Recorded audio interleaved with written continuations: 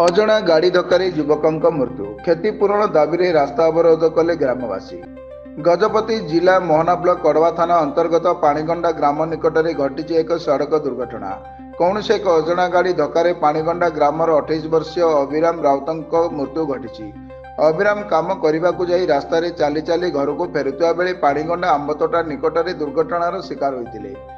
ଅଭିରାମ ଜଣେ ଦିନ ମଜୁରିଆ ହୋଇଥିବା ଏବଂ ଗରିବ ଶ୍ରେଣୀର ହୋଇଥିବା ବେଳେ ତାଙ୍କର ଛୋଟ ଛୋଟ ଦୁଇଟି ଝିଅ ଅଛନ୍ତି। ଉକ୍ତ ଅଜଣା ଗାଡ଼ିଟି ଦୁର୍ଘଟଣା ଘଟାଇ ଘଟଣାସ୍ଥଳରୁ ଚମ୍ପଟ ମାରିଥିବା ବେଳେ ମୃତ ଯୁବକଙ୍କ ପରିବାରକୁ କ୍ଷତିପୂରଣ ଦାବିରେ ସ୍ଥାନୀୟ ଲୋକେ ରାସ୍ତା ଅବରୋଧ କରିଥିଲେ, ଯଦ୍ୱାରା ଅଡ଼ବା ବ୍ରାହ୍ମଣୀ ଗାଁ ମଧ୍ୟରେ ଗାଡ଼ି ଚଳାଚଳ ବାଧାପ୍ରାପ୍ତ ହେବା ସହ ଟ୍ରାଫିକ୍ ସମସ୍ୟା ଦେଖାଦେଇଥିଲା।